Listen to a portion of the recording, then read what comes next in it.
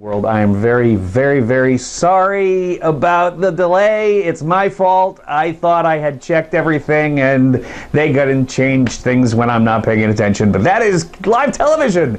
So we are live. This is Conversations at the Helm, and I'm Captain Christopher German, and this is the Charted Life Television Network. And tonight's show is about animals. So guess what? I ain't got no desk. But what I do have is I have dogs all over the place here because I brought my puppies to work today. Here comes one. Hello, Paisley Dog. This is Paisley Dog. And we're going to be doing pets. All kind. Yeah, come on up. Come on, say hello. So right there. Right there. No, don't look at me. Look at him. Okay. Hey, run that open and then we'll get the show started.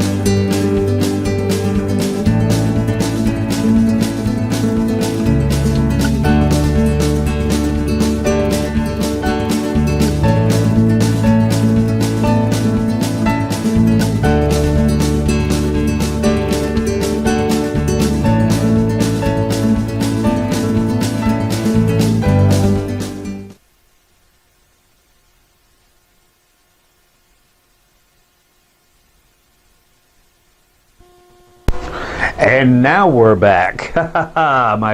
Somehow my microphone got shut off. I have the puppies with me. This is Buxton right here, and you can only see the top of her head, but she's eating Honey Nut Cheerios, and Paisley's eating Honey Nut Cheerios, and I have my two puppies who are driving me crazy tonight because they're knocking lights over, and they're taking my headphones off, and they're sticking their paws in my ears, and they're kind of doing things. But that's life with pets, isn't it? And that's what this entire show is about pets. Pets. Cats and dogs and all kinds of good stuff like that, and they keep messing with me. But yes, we have some great content for tonight that we want to share with you. One of the interviews we have is with a doctor, or actual doctor, our doctor, not our health doctor, but our veterinarian doctor, and that is Dr. Susan Lloyd of Live Oak Medical Hospital, or Veterinary Hospital, and she has been very, very good to us, taking care of our 3 cats, our 2 dogs, our 4 birds, and a partridge in a pear tree, and we've been doing all kinds of good stuff like that. And then there's also, after that, Pat Rapaport, who is a training extraordinaire, amazing woman who has her own Academy of Dog Training here in Morehead City, and we had a chance to talk to her. Hey, would you sit down? Sit. Sit down. Thank you. I've come armed with Honey Nut Cheerios tonight. Yes, Pat, I didn't bring a peanut butter spoon, but I brought the Cheerios. Here, watch. So, without further ado, we have a couple of good tips to start this whole thing off with, and we've got some people to lay shout-outs to. I said down.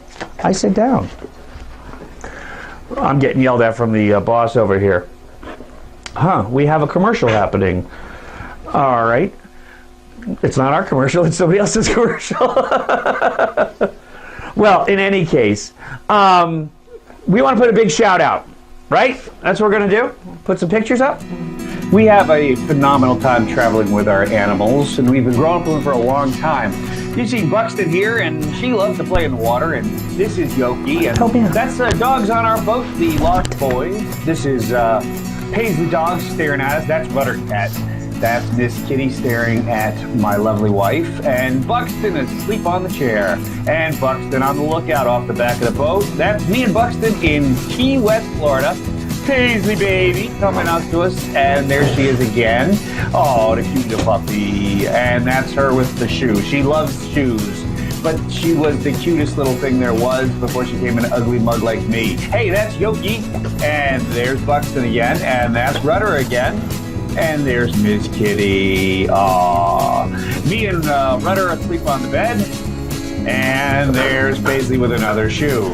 There's Miss Kitty again. And there's Paisley and Miss Kitty. And there's Miss Yogi on the table and Buxton under the couch. Head to head, puppies.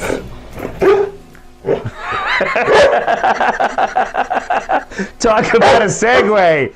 Well, that's Buxton setting, giving me my Honey Nut Cheerio here, so we're having a lot of fun here today. Those are photos, actually, of our fur babies, our entire crew of animals that are traveling around with us wherever we may go, and we thought you'd like to see them. And I actually was supposed to speak over that, but I keep screwing my job up, and my wife is rubbing her head right now saying, why am I married to this man? But we're still having a good time with this. The dogs are here. We had a little beer and pizza, and we are doing our best job to put together a live television show. Do you like the new set?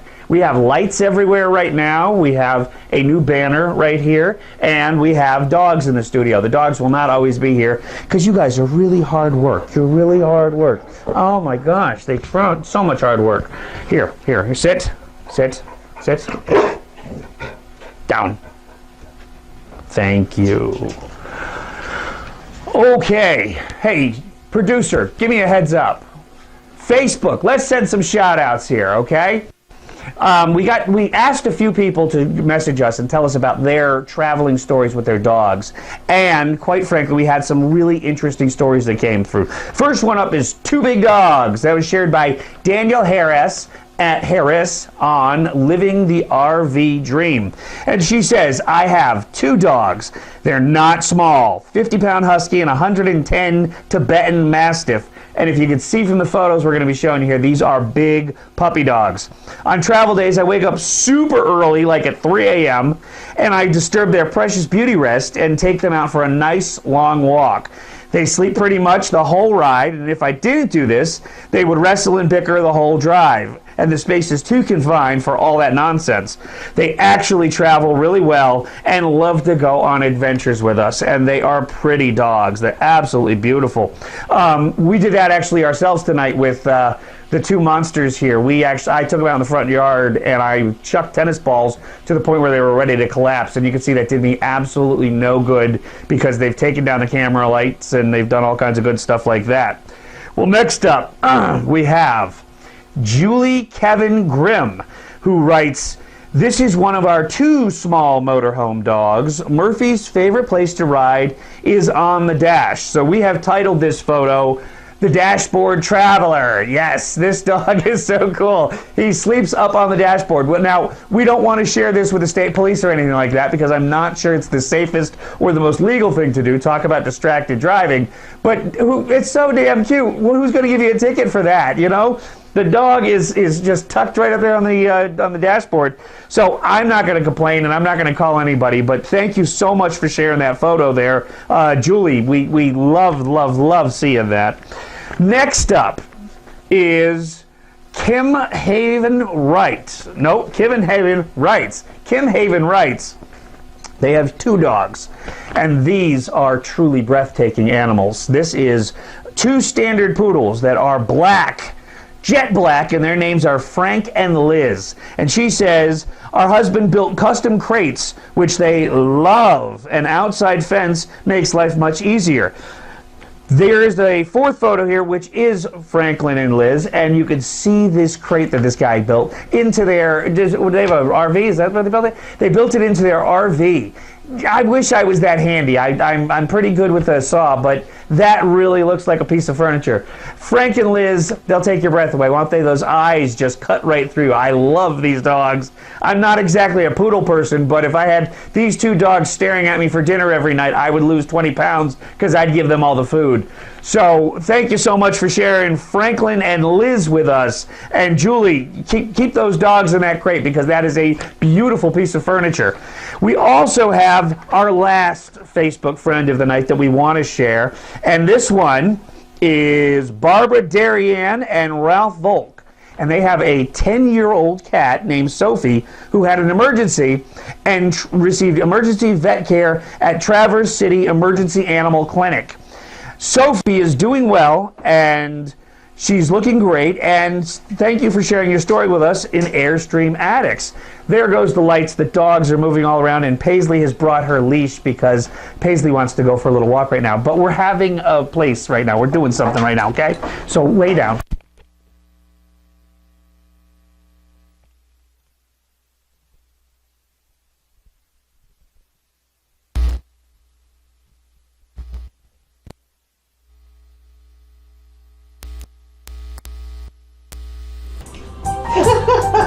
Okay, we have sound again. There's dogs in my studio. Ow, get out, Buxton.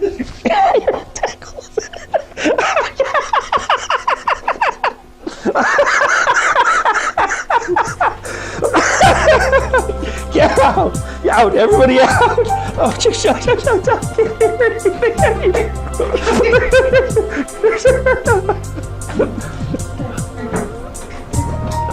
All right! We're back! Oh, guys!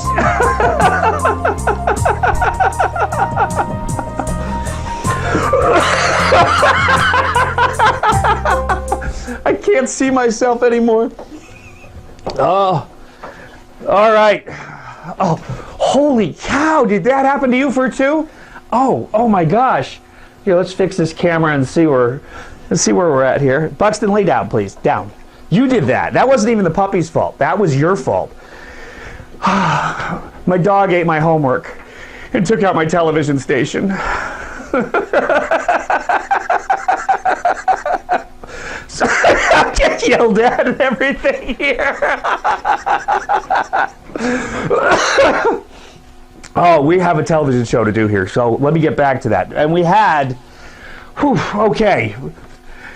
This is why the cats don't like the dogs, is because they're just annoying animals sometimes, but they definitely make you laugh. Uh-oh, she's feverishly screaming. We have commercials to run already? Oh, we're way past commercials. The FCC doesn't pay attention to this. Who cares? We'll get the commercials in. Let me finish with Sophie, because I didn't finish that, right? All right, Sophie, did you show those pictures? Oh, she showed the pictures. Oh, well, did you see Sophie? Oh, Sophie was a beautiful cat, and the people in Traverse City took very, very good care for her. And we're going to talk about that a bit more when we have the veterinarian up on board there, because Jennifer, she's rubbing her head and she's mad at me and everything. All right, I got to take it up. Okay, so, oh, the power came out of the thing too. It's going to shut it off. So I tell you what, let's run the camera. Run the commercials.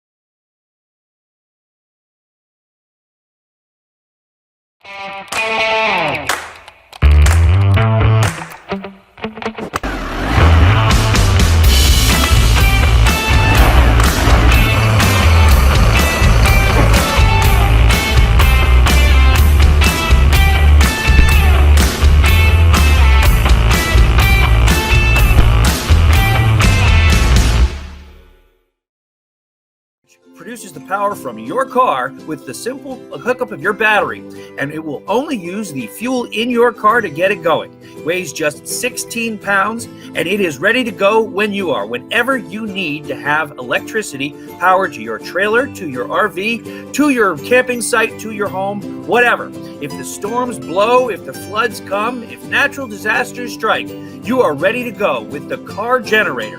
All you do is simply plug it into your car, and as long as your car has gas, you have power on the road and on the go. Don't get caught out in the cold. Call 800-750-4660 and order your car generator today, or go to cargenerator.com and order yours today.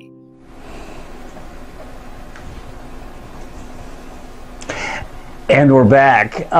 Hurricane Buxton came through here, and I think my wife is going to be talking to a counselor about me, but we managed to make it through and get everything turned back on, and we're still on the air, so we're still going to keep talking. I hope you're having as much fun as I am tonight. And I'm so sorry. This is not professional at all. But what we do have, which is a phenomenal resource, is Dr. Susan Lloyd. And I was over there today, and I was talking to her, and I would really very much like you to have a look at her talk and hear some of the tips she has for traveling for animals and people while underway, both land, on shore, and on on the scene. This is Captain Christopher Groman with from Child Life Conversations at the Helm, and we are with Dr. Susan Lloyd at Live Oak Veterinary Hospital in Beaufort, North Carolina. And the reason why we came here is she's our doctor, not our doctor. Obviously, Jennifer and I wouldn't go to veterinaries for our medical needs or anything like that. But we do have 2 dogs, Paisley and Buxton, and our 3 cats, Kitty, Rudder, and Yogi, and she takes care of all of them for us. So we thought, who better to talk to than talk to a doctor about traveling with pets? And so we were talking a little bit before this, and there's a whole bunch of things that people should know about. But what are the first, I think, what are the major tips that people should look at before they live aboard with their pets or go traveling and such? One of the best things, the first things you need to do is put together a veterinary packet for your animal. Make sure that you have all of their records with you, because obviously you're not going to see your regular veterinarian wherever you're traveling. You can get records put together. They should have a vaccine history. What kind of allergies, any kind of allergies of any kind, whatever, idiosyncrasies that any veterinarian would need to know. Map out where you're going and try to find 24-hour veterinary practices in case you have an emergency on the road. There are places everywhere, but you can look them up on the map, just sort of make a note to each place you're going to stop. That way you'll be prepared for that if anything happens on the road. Make sure that you bring the food that the animal is used to eating. To start off, it's a good idea to bring their normal water as well and transition them if you're going to be in a certain area for a long period of time. That helps just reduce some GI upset and things like that. And what about making them uncomfortable? I know Paisley got kind of stressed out when she was in the hotel room with us when we were up in Ohio this past weekend. Obviously it's nice to bring a little toy for them, something like that, but what else do you do to make them comfy in like foreign places? Absolutely. Always take a crate for the cat or the dog. The cat, obviously, the normal litter, a bed that they would normally sleep on, dogs as well. Toys, make sure you keep them occupied so they don't get bored. In motel rooms especially, you want to have your dog in a crate to protect them. It gives them a place that they feel safe. They'll have their own blanket inside. It smells like home. The other thing that you can do is get a mild sedative or a mild nutraceutical type medication that will help ease them so they're not so stressed in a new environment. Well, when Buxton and I were living aboard the boat initially, long time ago, she was a puppy, and I'd put kind of treats all over the boat and try to get her to like the boat. Now I can't keep her off the boat. Actually, which is nice too. Because she likes the boat. She loves the boat. But what other things can people do to make it fun for them and kind of, especially cats? I think I have one cat, Rudder, is completely seasick all the time. How do you make them more comfortable? That is a medical issue that you'll have to discuss with your veterinarian as far as the seasickness or motion sickness is concerned. There are some really good medications that will help with that. The other thing is don't expect them to travel on a full stomach, always on an empty stomach. They should always have water available, but not a full stomach. That obviously can cause some vomiting. With cats, entertain them. If they're in a larger crate, hang something up that they can bat, they can play with. Balls in the bottom. Dogs, the same thing. They should have something to chew on, something to entertain themselves with. They make some pretty neat little toys that you can hide treats in for the cat and the dog that they have to sort of push around to get the treat to come out. That occupies them while they're traveling. Keep them happy, keep them fun. Kind of like the kid in the back seat with the the ditty bag. Exactly. Yeah. Exactly. Well, and that actually the backseat is a wonderful opportunity to get into this subject. Some of our viewers were commenting saying that they just let their animals ride in their trailer as they're heading down the road. What are your thoughts on all that? We talked a little bit before, but I'm going to ask you, repeat yourself if you would. It's fine. I would not do that. I would not recommend that at all. The animal should be in the same part of the vehicle you're in.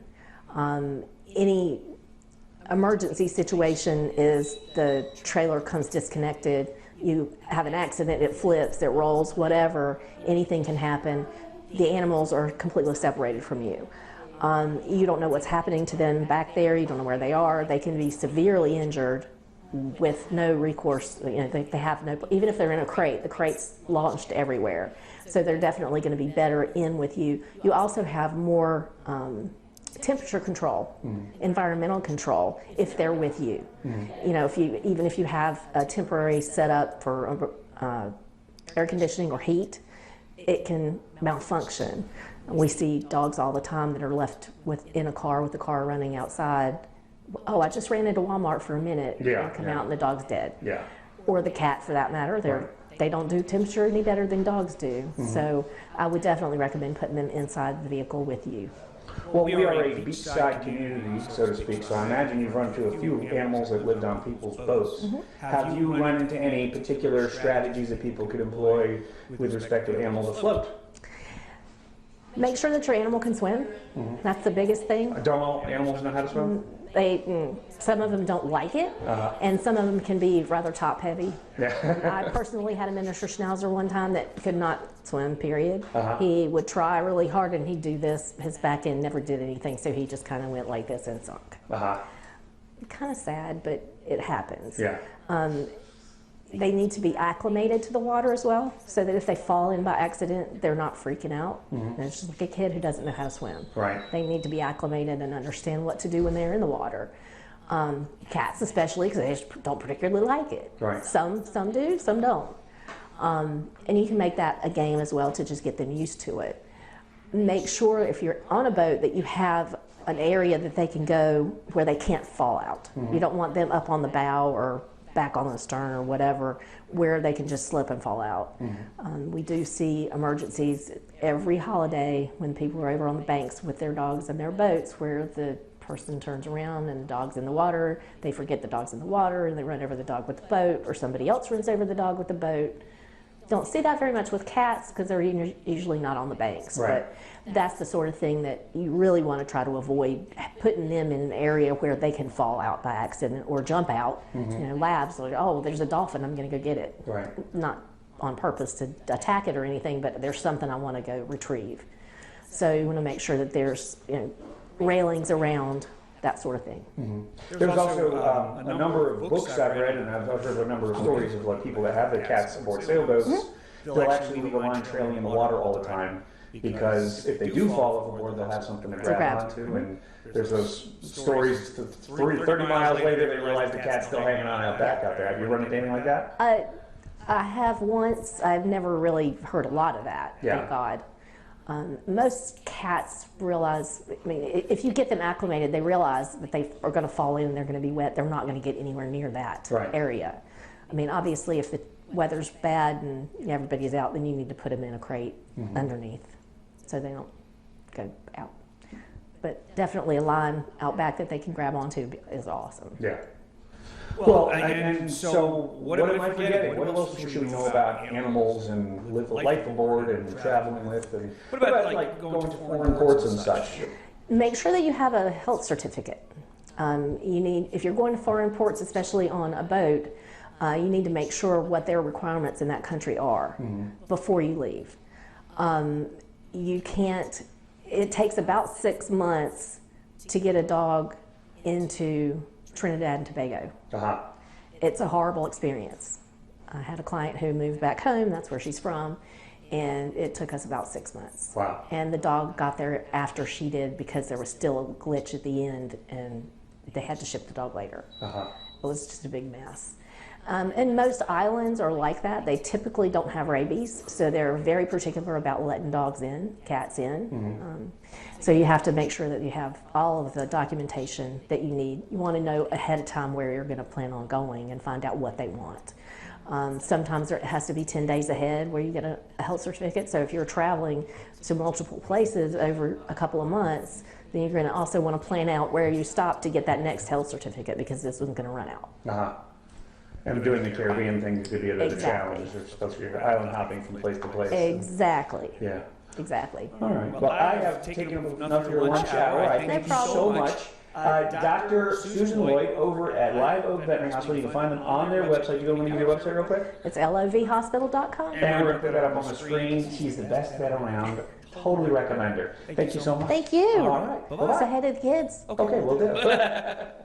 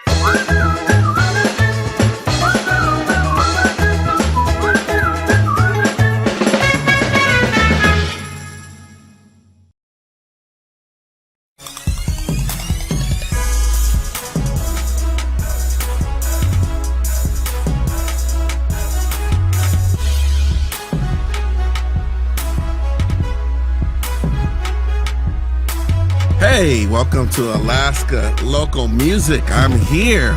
I'm Lance here with Chris Talley. How's it going, Lance? What's going on? What are you into? And he's like, I'm actually a rapper. And I was like, oh snap, that's dope because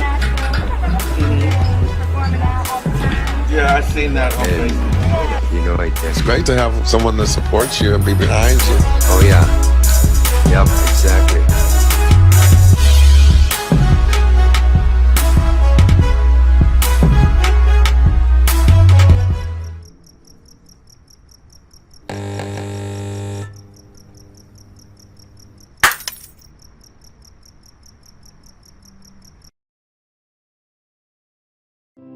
Do you use a generator on a regular basis?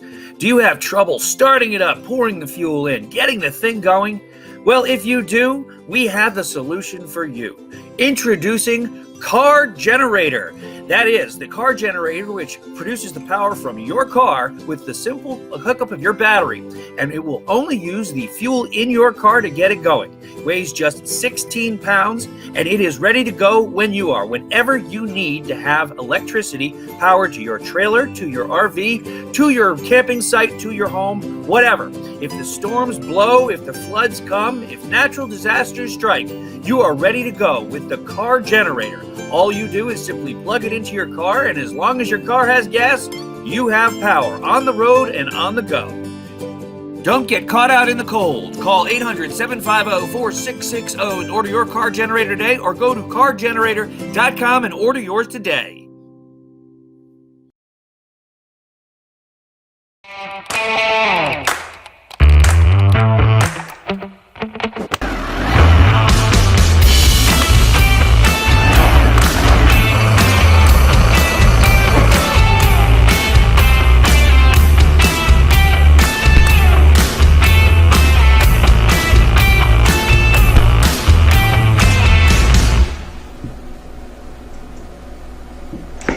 And we're back. This is Conversations at the Helm. I'm Captain Christopher German, and this is the Charted Life Television Network. And we have had Hurricane Buxton come through here tonight.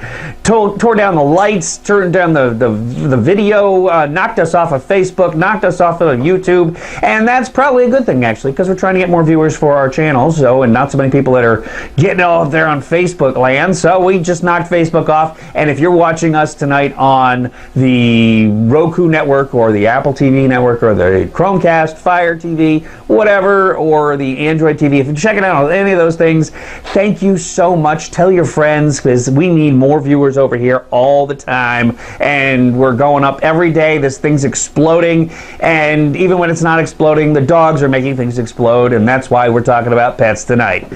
Guess what we have next for you? Did you enjoy the vet? We enjoy talking to her. Dr. Susan is an amazing woman, and she has a phenomenal practice there, and she's taken very, very good care of our animals, and we're very, very happy to have her as our veterinarian. We also have a dog trainer, which apparently don't take the behavior of our dogs tonight as an indication of her. She just taught one dog when she was a puppy, and Buxton is completely my fault. I ruined Buxton. I take full responsibility for that. She trained Paisley, and Paisley, it turned out, was pretty good tonight. We should probably just stuck with Paisley and not to have two dogs. It was fun just the same. I enjoyed it. I'm sorry. Well, guess what we have for you now is we have the woman who trained Paisley dog, Pat Rapaport, who is the owner of Hole in the Wall Dog Training Academy, located in Morehead City, right here where we are at right now, the Riviera of the South. And we had a nice long conversation with today about how to train your dogs and how to make them more comfortable when they're traveling. So without further ado, let's talk to Pat. Go for it. This is Captain Christopher German coming to you from Hole in the Wall Dog Training Academy in Morehead City, North Carolina, and I am with Pat Rapaport, who is the absolute quintessential, the most amazing person, not least of which because I screwed up the first interview doing this again, and she was so nice to come back and do this again for me. So, well, before you get them on the boat or the RV, whatever you're going to practice, you do it at home. Get them acclimated at home. Take them different places. Get them used to it there. If you're going to go on a boat, take them on the boat. I suggest to people, if if they have a boat with a trailer. So if you're going to take them on a boat or RV, spend some time before you start traveling on it. Get them acclimated to the idea of it. Then you might want to take them around the block, not with the boat, but in the RV, just to get them used to the idea of the motion. On the boat, take them up and down a creek, take them out a little bit for just an hour or so, see how they're going to do, because some dogs are actually going to get seasick if you're not, if they're not acclimated to that type of environment. Make sure that your dog has some good manners too, because if you're going to be traveling and getting off the boat or out of the RV, you want your dog to have good manners. You want a short leash when you take them places. You want to get them used to the idea that in some establishments that are pet friendly, there are automatic doors that open and close that can scare a dog half to death. So basically, you're doing, I always say, you're doing a fire drill before the real thing. Yeah, we had a situation this past weekend up in Ohio where Paisley apparently had never been on an elevator before in her life. Oh, yes. And we're walking down the hallway and everything's fine, she's being nice, she's happy, and then all of a sudden she sees the elevator doors open and she's put on the brakes, and we had to coax her on board to the elevator. That's something we hadn't even thought about before. Well, you were also mentioning before about docks. A lot of dogs with docks. They might, just the movement of a floating dock can be very scary because they're not sure of that. So practice just going on and off a dock, but bring some good, high-valued foods with you. One of the things you could use that we had done in your class is a peanut butter on a spoon. And that will get the dog focused on you. So I just happen to have one. Go get it. Let's see it. All right. You're going to love this. This is the best training tool ever. And we learned about it here at Hole in the Wall. So it's very simple. It's plastic or wooden spoon. You dip it in a peanut butter jar. I do recommend that you have a peanut butter jar and a dog, just unless you want to share. And the dogs will get redirected from possibly something scary to this. We use this for teaching the dogs to walk on the leash. The nice idea is you can put it down low so the dog's not going to jump on you. And every time they're doing something correct, just give them this. Now, we don't use it to lure them, to make them go around, but it's the reward for doing something great. They're not going to be really excited about their dog kibble or Cheerios, unless you have Goldens like mine. They would eat paper. And it is just something that directs their attention onto one particular thing, to focus on you. And the time that you reward them, that's very important too. Oh, yes. Right? You're rewarding them immediately you're marking it, and we use either clickers or marker word yes, if you remember from your classes. And then immediately after that, that's when you do the rewarding. For instance, if your dog is going potty, and you're praising them for doing that and rewarding, don't wait till you get back in the house. That's too late. So you have like 4 seconds. Well, it's funny you mentioned potty because that's actually a perennial issue for dogs afloat. If you're spending a lot of time out on the water, you're not going to be able to give them obviously a good long walk. Okay. But how to get them to go to the bathroom in the right places on the boat and where they shouldn't be going? Well, if you set up, some people will use a piece of grass or even the artificial turf.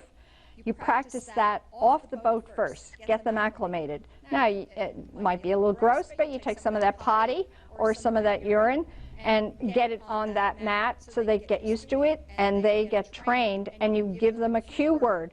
Go potty, and that's the place that they go. But yeah, you got to do it ahead of time, not when you really actually need it done. People will bring their dogs to me, and their dogs will not go potty on a leash because at home, their dogs have free run of the backyard, and they're not on a leash. Right. But then you go traveling, now you get a dog that's not going to go for 8 hours because they just will not go. Yeah. So these are all, it's fire drills. I call them dress rehearsals. Do everything ahead of time so that your dog, when you're ready, he goes, oh, no problem. Yes, I know how to do this. Mm-hmm. We actually ran into that with Paisley again this weekend too, because we have the big pen in our yard, and we never ever take her out on a leash, and she's always just doing her thing. And this time we were at the hotel and we had to use the leash to go to the potty, and it was tough, but she eventually figured it out. We worked it out. But if you have that cue word, go potty. Yeah. Or people have all different phrases. Get busy, do your thing, go one, go two, but giving them a cue and assigning it to a particular place, that will help. Are dogs smart enough to understand the difference between number one and number two? I don't know, but if you time it at the right time of day, some dogs will do number two or poop at particular times during the day. So you just get them used to that. Buxton does it only twice a day, when it's dark and when it's light. Okay, yeah. All right, and you get to know the routines. That's another thing. If you're traveling with the dog, feeding them at particular times instead of letting the food stay out for them to graze, it helps that it regulates the time of day that they're going to go.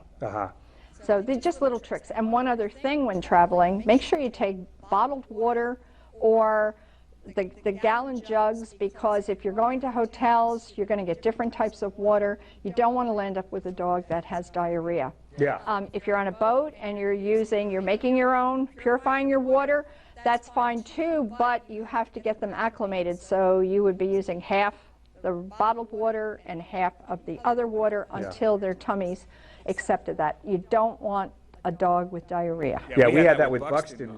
We were on well water in our house here. We weren't going to buy water for the dog. Right. She would not drink any water out of the tap, so we eventually had to go buy because we buy bottled water for our dog.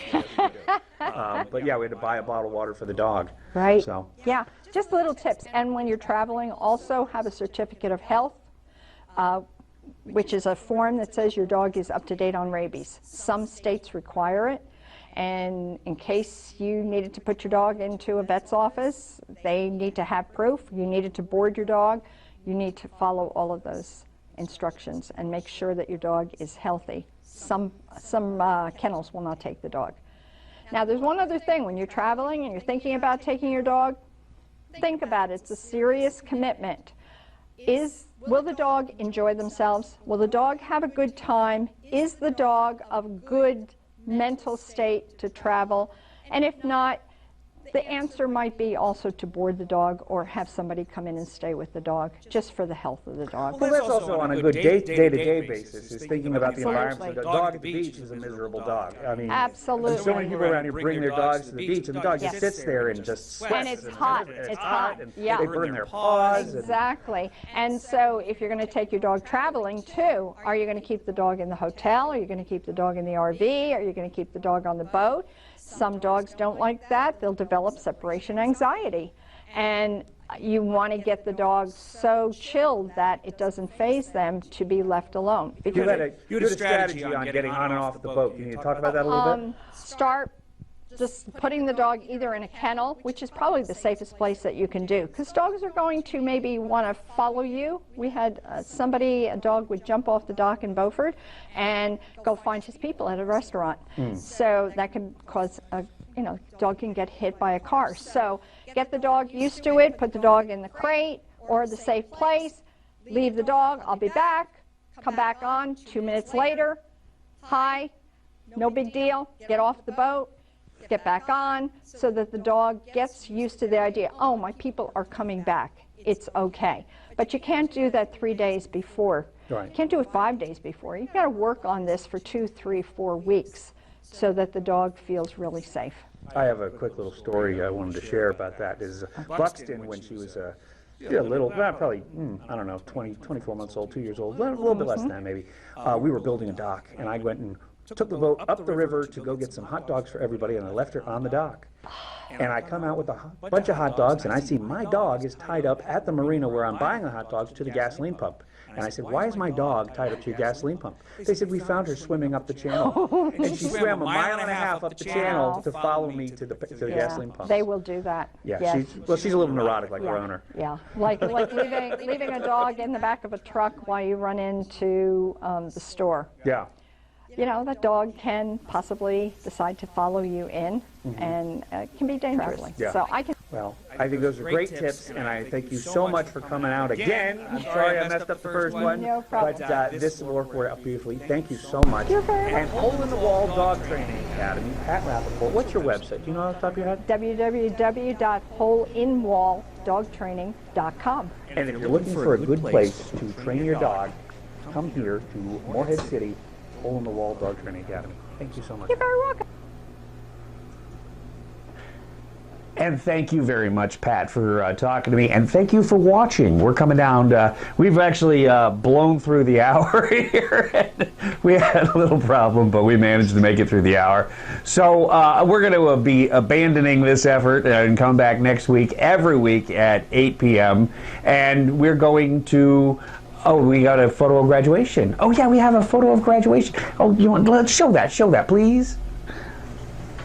What do you think of that? That's our little baby graduating.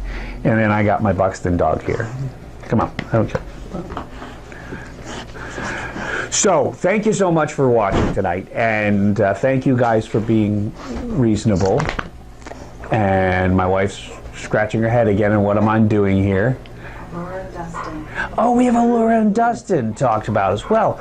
Allura and Dustin are potential content providers that we met on YouTube, and they are really cool people. They actually created, well, they bought an RV, and they created a spot for their cat who is litter tin challenged. Apparently, she doesn't squat properly, and it shoots, and it makes a big mess across the place.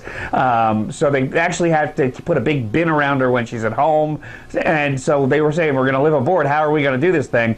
And so they found this RV that had the perfect place to put their litter tin, and they put the litter tin in there, and the cat is living happily and healthily. And we have a couple of pictures of that cat, which are you showing those pictures right now? I don't get a chance to see those, unfortunately, but he's a beautiful cat, really lovely cat. Hey, and I hear music. Which music is that? Oh, that's their kitty music. Oh, that's lovely. Yeah, so isn't that a pretty kitty? Isn't that a pretty kitty? We have 3 pretty kitties. We don't have, you saw some of the pictures of them earlier on our little montage that we put together. Yoki, Buttercat, and Miss Kitty, who's also called Scarlet, but we call her Miss Kitty, and I don't know why that ever got changed, but she came in the marriage, so she's my adopted child now, and I love her dearly. But so, yeah, we have our animals, and we're hoping to be living aboard with them very shortly, but in the meantime, we have a tiny house that we are living in with our animals, and we fit all the menagerie into a very tiny little space, and it has its challenges, so we definitely send a shout out to everybody that has decided to take their puppy or their kitty or whoever they have, their snake, their bird, their iguana, their tarantula, whatever you have. If you're living with your pet on your boat or your RV or whatever you have, we totally tip our hats to you. So, for The Charted Life, I'm Captain Christopher German. Conversations at the Helm is the show you've been watching. Next week, we're going to come back, and hopefully, we're not going to have the glitches we had this week. But thank you so much for watching us. And as always, you can always catch us on Apple TV, Roku TV, Chromecast TV, Fire Stick TV, and Android TV. But tonight, you couldn't catch us on Facebook and YouTube. So that it goes out and shows you. You should watch us on the television and not on the computer. Thank you so much for watching. Have yourselves a beautiful weekend ahead. I'm Captain Chris German. This is the Charted Life Television Network, and this is Conversations at the Helm. Thanks for watching. Let's get away from it all. Let's take a trip and a trailer. No need to come back at all. Let's take a powder for Boston or chowder, and let's get away from it all.